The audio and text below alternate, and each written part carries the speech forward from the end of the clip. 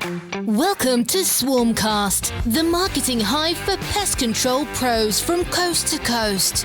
If you're tired of your competition bugging you and want to grow your business like a well-built colony, you're in the right place. Each episode, we'll break down the latest marketing trends, expert insights, and proven strategies to help you exterminate the competition and keep your phones buzzing. So strap in, pest bosses. It's time to swarm the market and take your business to the next level. This is SwarmCast. Welcome to the SwarmCast. I'm Wyatt Chambers, bringing good news to the PCOs looking to grow their business. Now, today we're going to talk to Tim Warren. Who is this guy, Tim Warren? He represents Mike Albert Fleet Solutions. What they do is bring value and growth to your organization. If you don't have a fleet solution or think you got it all figured out, you're going to want to stay tuned and catch everything that we got here. Tim, thanks for joining us today. Thank you, Wyatt. So, Tim, tell us a little bit about Mike Albert Fleet Solutions. We had talked briefly at AZPPO, and I didn't even know that things like this exist for smaller PCOs. And there's obviously a transition going from, hey, I've got a couple trucks to it's time to, how do I get the better deals? How can I work that? And I was like, that's great. I think that this audience that we have on this podcast really needs to know, what does that transition look like? What do you have to do? I mean, all of that. So why don't you go ahead and tell us a little bit about what you do and how you're helping the industry right now? Yeah, thank you, Wyatt, and thanks for having me on the podcast today. Mike Albert Fleet Solutions, we're a full-service fleet management company. And essentially what that means is we help businesses with their fleet operations from cradle to grave, right? It starts with acquiring the vehicles. How do you fund the vehicles? How do you operate them? And how do you decide what is that right time to dispose of that vehicle? And so, Mike Albert, we've been in business for 90 years. We've been in the fleet business for 65 years, headquartered in Cincinnati, Ohio. But we have operations nationwide, and I cover the Southwest region for them, based out of Chandler, Arizona. And I specifically am working and consulting with businesses when they get to that point where the fleet is becoming more of a full-time job and taking them away from the focus of what their primary business is, right? So for a pest control company, when you're spending more time on your fleet than on the actual business, that's when it makes sense for us to really step in and outsource. So, I mean, a lot of companies, they may, be trying to do it themselves in-house or have a dealership handling it. Right. When we start talking about cost savings here, like just going to a local dealer versus, okay, this is what we do. Is there an idea of like, what kind of cost savings does that look like for the average player that's using your services right now? So that average cost savings grows as the fleet grows. But I would say for a fleet of 15 trucks or cars or vans total, and that includes all vehicles, right? Whether it's sales or operations, that's where it starts to make an impact. And generally in that range, you're talking, 10% savings across the fleet. And that's acquisition, the funding, as well as maintenance expense. Awesome. Yeah, I mean, the more vehicles you have, obviously, the larger those savings become. Absolutely. And, I know a lot of guys that, they'll go ahead and hire a mechanic and they'll put somebody in-house. Not necessarily in pest control. I've seen it more in the heavy equipment segment because they can't have stuff down. Right. Do you guys do anything along those lines of, like, let's just say in Tucson, we had somebody here that needed fleet services, but they can't have anything down. How do you guys work that kind of a scenario? Well, I would want to know more about their business, what the demands of their business are, and the reasons why they feel they need to have that in-house type solution. In most cases, in-house is much more costly than outsourcing. Um, and you have to have a pretty big fleet for it to make sense. Um, Generally speaking, about one mechanic can maintain about 60 to 70 vehicles. And so if you have less than that, you definitely shouldn't be making that investment into it. But really, it comes down to, where are your vehicles traveling? How big is your territory? Are, there's a lot of factors that go into evaluating whether an in-house or outsourced maintenance solution makes sense. And I've walked through that analysis multiple times with hundreds of companies over my 20-year fleet career. Wow, wow. So you definitely got the inroads of knowing what's going on. I mean, I had no idea that, or no clue that one mechanic could support that many vehicles. And I guess it's from the lens of when I worked for UPS, right? They have a bunch of package cars. And right here they had, I want to say, 4 or 5 techs supporting that fleet, which wasn't more than 200 trucks. Hmm. But in the same token, they can't go down. Right. Their mechanics were at night working a lot of times doing PMIs, preventive maintenance. Hmm. But a lot of that fleet was super old too. It's not like the kind of like trucks that we're talking about in pest control where you're swapping out a Toyota or you're a Maverick or whatever Right. that works for that player. Well, and the other thing to consider is if you're experiencing downtime at a rate where you feel like, hey, I need to have a mechanic, then you really should be evaluating what's your life cycle. Maybe you're keeping these trucks too long, and Mm-hmm. that is what's contributing to that downtime. So part of what Mike Albert does is help to evaluate what is the proper life cycle based on the cost of new vehicles, the expected future maintenance costs, and that resale, right? People focus a lot on how much they can buy that vehicle or what kind of discount can they get on the front end, and then nobody cares about it on the back end. But that's a big factor in that total cost of ownership and what is that right vehicle life cycle. And so, um, we have some tools at Mike Albert that we can utilize to help companies evaluate that using not only their data sets but data sets across hundreds of thousands of vehicles that we collect data on. That's huge. So you're saying there's a sweet spot to sell this thing before it becomes a negative equity vehicle or something where Correct. it's going to work against your business plan. Correct. What Yeah. what Sell what that vehicle before its most expensive day in its life when it breaks and you have to replace it. And so it's not worth here's anything at that point. yeah. So I mean, obviously you got the data. What if you were to rank the top 3 trucks in pest control? I have my perception what I think that is. What does the data actually show?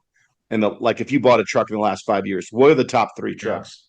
Yeah, I mean, that's a really hard question because it depends on the usage, right? Not every pest control company is utilizing their vehicles the same. Some have larger routes, some have shorter routes, different types of pest control. But generally speaking, the three most popular are going to be Toyota Tacoma, Nissan Frontier, and the Maverick, Ford Maverick.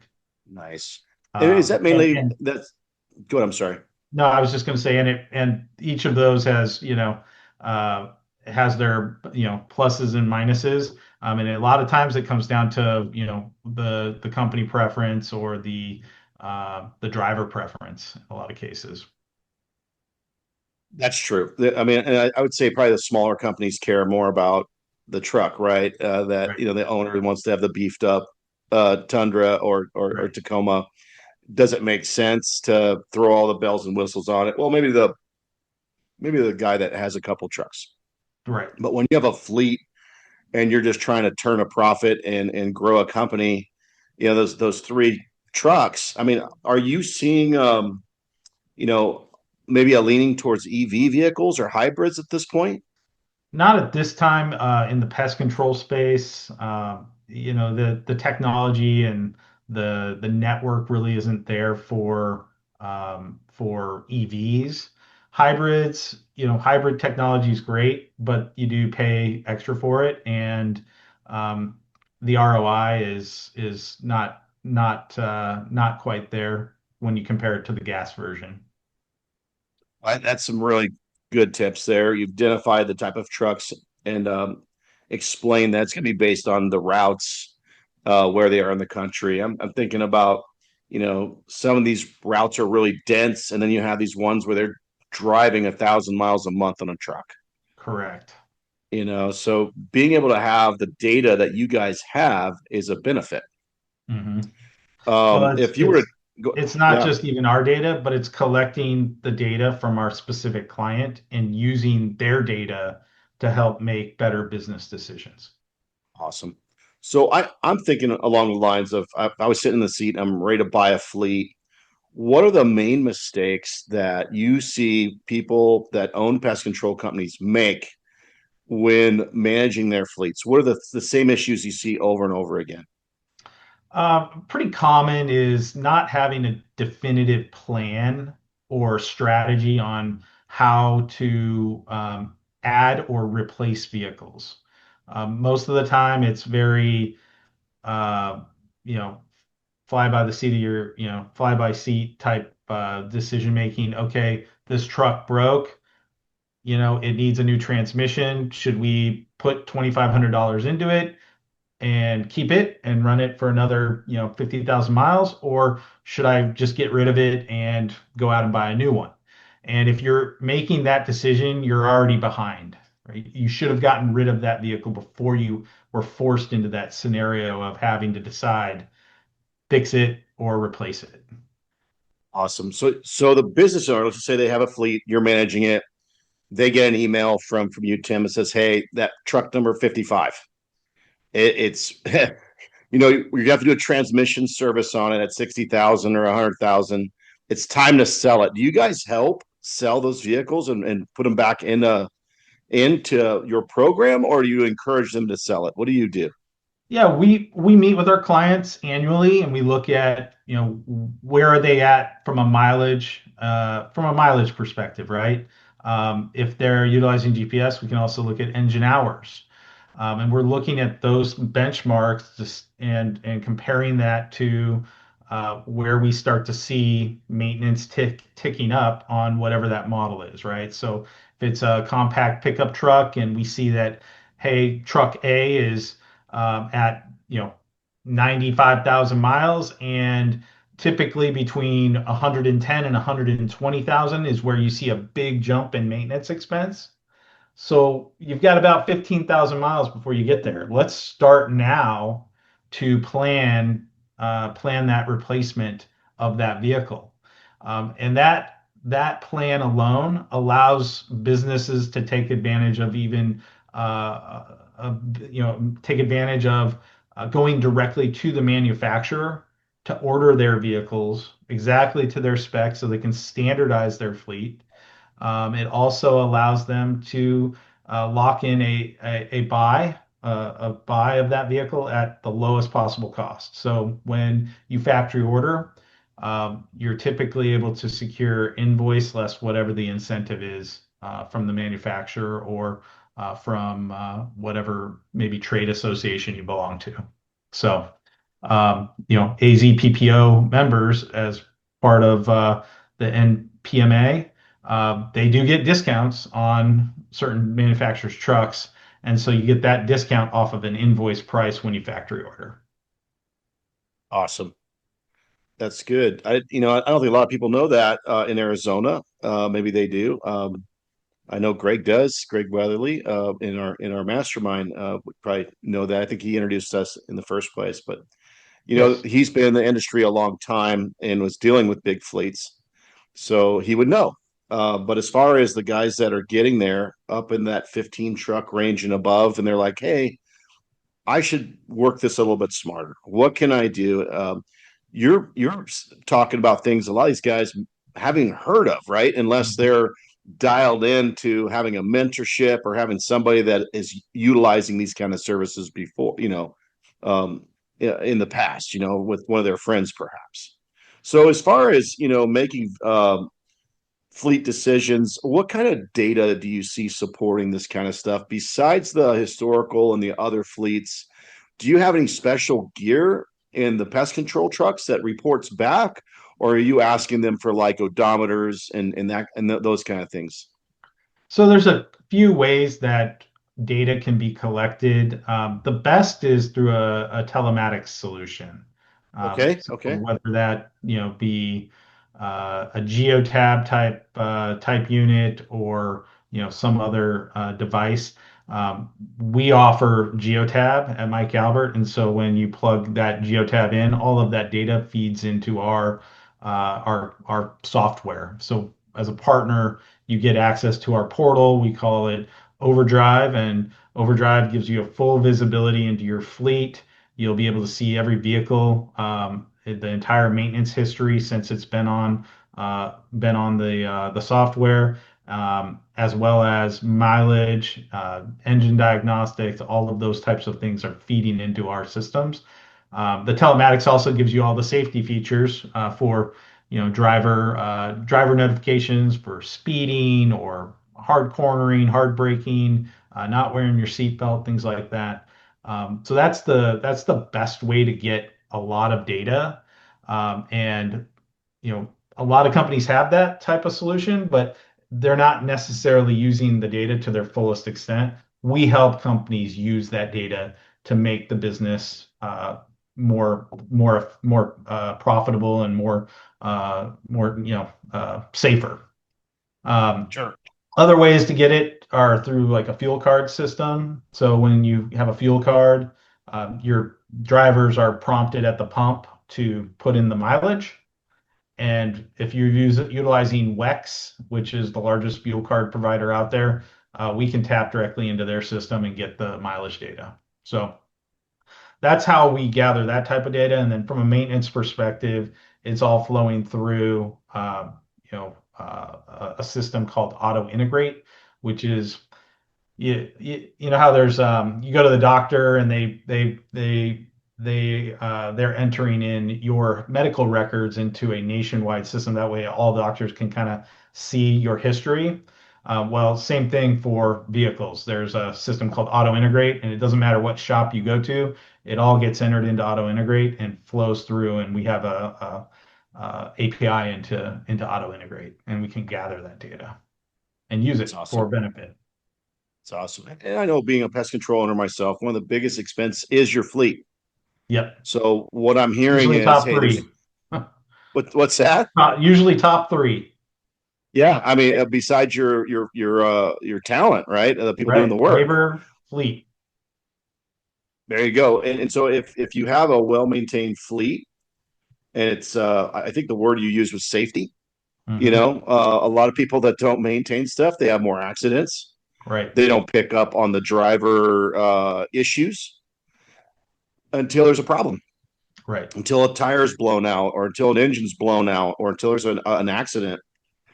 That's pretty neat to hear about these different tools that you guys are using. And it sounds like you're even like what you were already saying is, hey, we're using even the tools that these guys might already have. We're Right. just tying into them, and I'm assuming there's probably a key amount of different software providers out there that provide that stuff, but you guys can integrate with a bunch of them. You guys have been around for 90 years. I'm sure you've heard of every single one of them out there Right. already. Right. Yeah, Yeah, yeah. we can work with a lot of them out there, and we can help improve what companies are doing in a lot of cases, trying to do it on their own. We can do it Mhm. under one roof. That's awesome. So Yeah. I'm thinking about one of our sponsors. You guys have heard of Applause before. Hmm. They're pulling in data from, hey, if the driving data, if it's good, things are looking well, then that can tie into rewarding the techs, right? That could be rewarding the behavior for safe driving, or the behaviors that you want to see get better or improve. Right. Last thing you want is to put techs out there that are unsafe, or they're driving fast through school zones, or whatever it might be. So that's kind of neat to see that. Hey, you guys have that tech. Are you working with Applause in some shape, way, or form right now? Not at this time, but sounds like we should be. Be happy to make an introduction. They have 45,000 techs on their software right now. Okay. And what it's doing is it's increasing behavioral trends. And I'm not trying to plug them. I'm just saying that here's a dot that can be connected, right? Hmm. You got fleet management, which, hey, we're trying to make better decisions on managing our fleet. Yep. Our labor is one of our other big expenses from a standpoint of how do we reward them for good behavior out there so that, we're safe, we're delivering a good service, everybody's happy, and they're getting rewarded even when they're exhibiting these behaviors. Yeah, He I sounds always like tell my clients the best way to make a change is to incentivize and reward the positive behavior, and rather than focusing on the negative, right? If people see their coworkers being rewarded, they're gonna step it up and create that competitive environment. absolutely. And so part of that application with applause is rewarding good driving habits, Hmm. probably tied into some of these systems that you're already working with.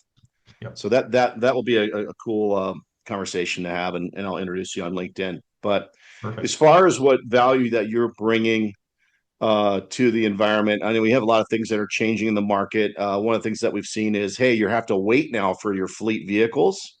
How have we been impacted by that here in Arizona, and even what you've seen when hey, can't get your parts? How is that affecting fleet management?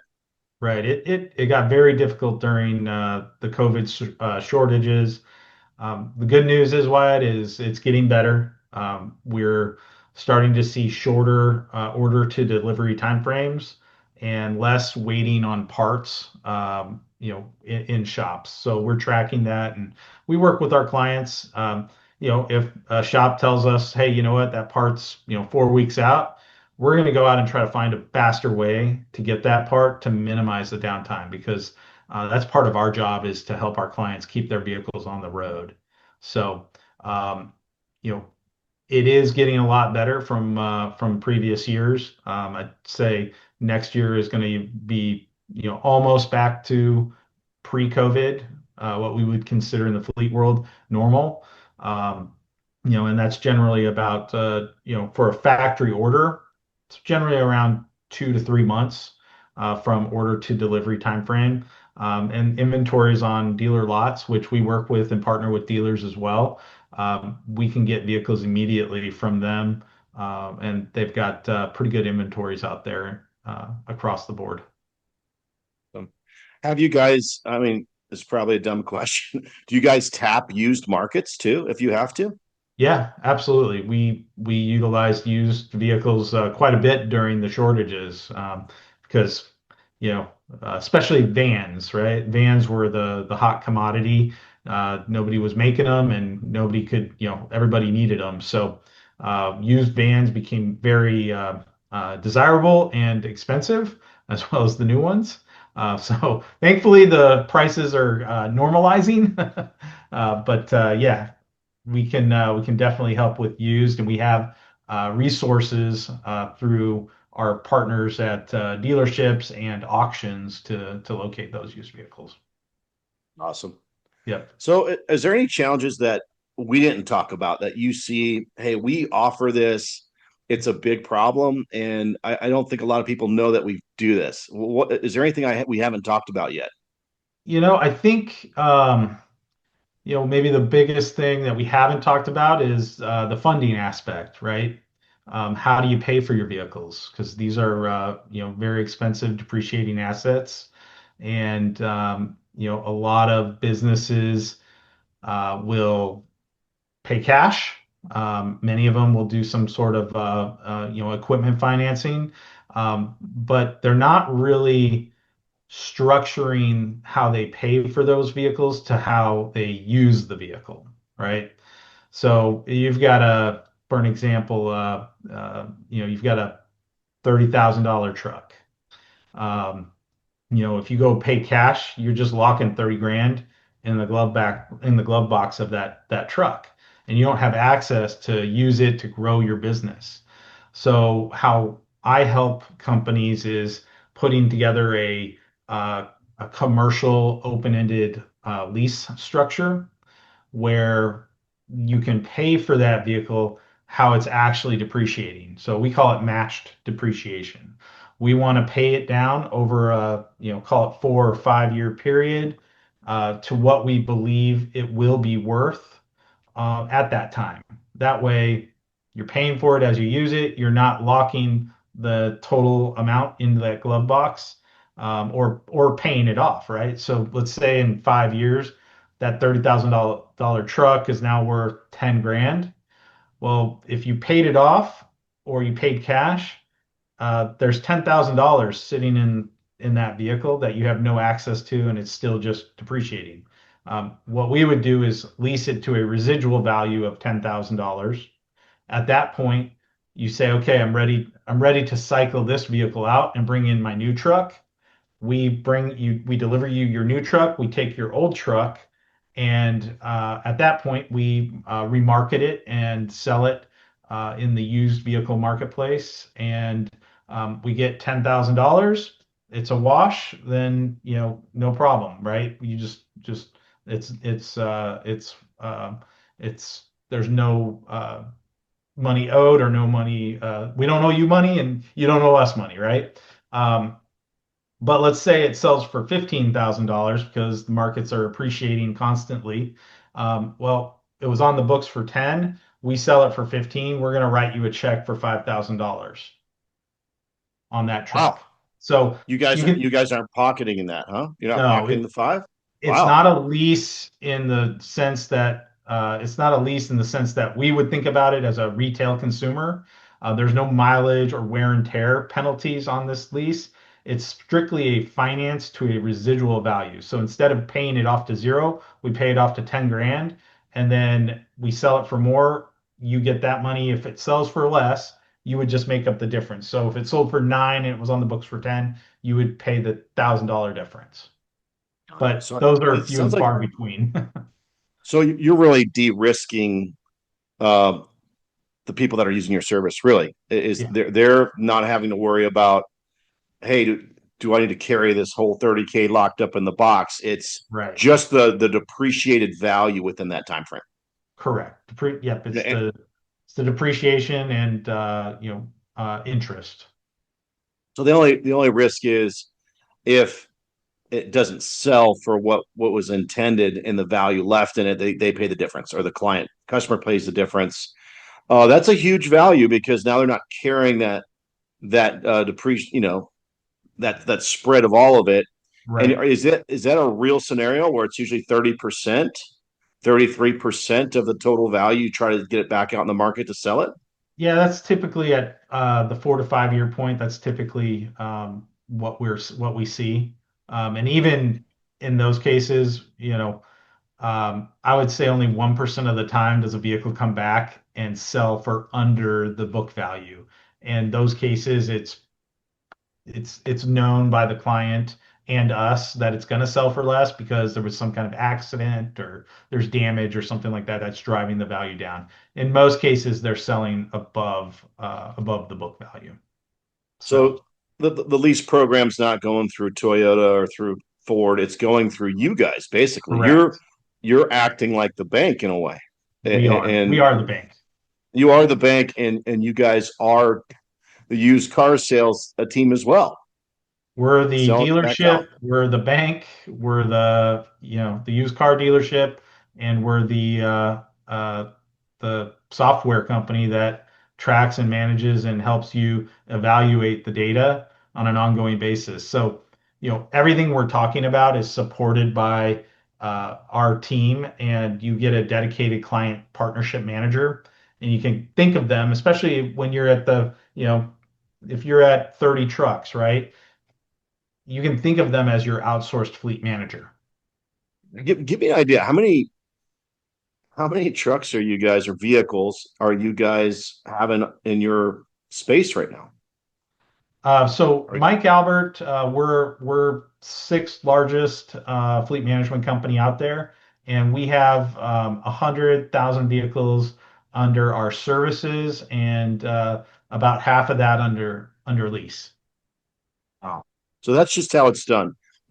I mean, you're just like throwing over some of the things that I've learned in business about how people are running their fleets. Yep. I've heard And people go, "Oh, yeah, good. I'm sorry."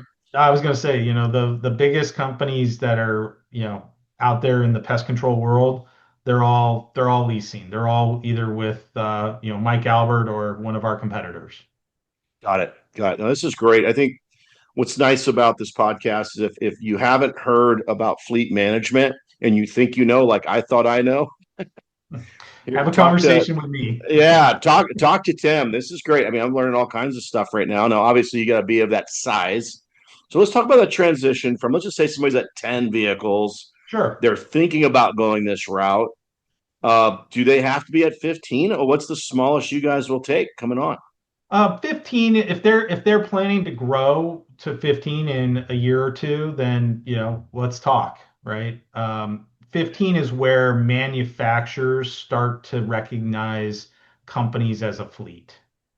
So that's Got it. why we take that approach as well. So you get a fleet ID number from Ford or Toyota or Nissan, generally when you're at 15 vehicles. Really, where we can make a big impact is if you're growing and you're at 25, 30 vehicles, it's getting hard to manage your fleet, and you're looking for people within your organization to help out and take on some of those responsibilities. It's usually not somebody's only job. It's usually, hey, this is my controller. Oh, and he manages my fleet.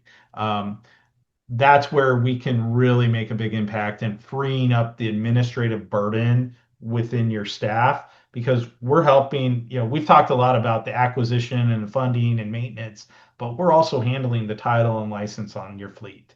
We're doing all the renewals, right? We're, citations that are coming in, those are flowing through to us, and we're helping you guys manage those citations if somebody runs a red light camera or gets a speeding ticket or something like that. Wow. You Um, guys are even handling that. Wow. Yep, yep. If you're in an area where there are toll roads, not a lot of roads in Arizona, so it doesn't matter as much. But tolling, we have we manage the tolling for our clients. So it's really taking expenses across multiple areas of your business and consolidating it into one or two invoices a month. So That's a awesome. lot less work on that front from an administrative That's standpoint. that's fantastic. Any way to estimate cost savings for somebody that, let's just say, they got one mechanic that could be managing 70 vehicles, but they're only managing less than 30. And I don't know, some of the other things of value add, what kind of percentage of return are they going to see per year, would you estimate? Well, if you're talking about going from um, an internal shop and mechanic with 35 vehicles and going outsourcing it, it's going to be substantial, upwards of 50 to 100%. Because mechanics are expensive, right? Now, it depends on the level of mechanic, and a lot of factors go into that. But from that standpoint, there's usually a lot of savings. In general, if you're a fleet of, call it, 15 to 25 vehicles, I'm going to save about 10 to 15% across the board. Wow. So, Well, I tell you what, I learned a lot today. Just talking to you briefly. I'm sure there's other things that we haven't even touched upon, but that's okay. I think just opening this up on this podcast, I think there's going to be a lot of other questions that come up. The financing thing is really, uh, I think I didn't hear that you could do those kind of things and that there's special incentives beyond and what that break point was. So I heard 15 vehicles is the break point. yep, Pay the depreciation, don't pay the whole nut. right. Let us take care of when it's time to use the data that exists in our network of 100,000 vehicles. When it's time to sell that thing, and let's take into consideration that, hey, if we make money on that when we sell it, it's going to go back in your pocket. If you lose, it's not going to be that much. You'll just have to push some dollars out there. You're going to have a safer fleet, peace of mind, not to mention all the time that's probably tied up with managing this kind of stuff.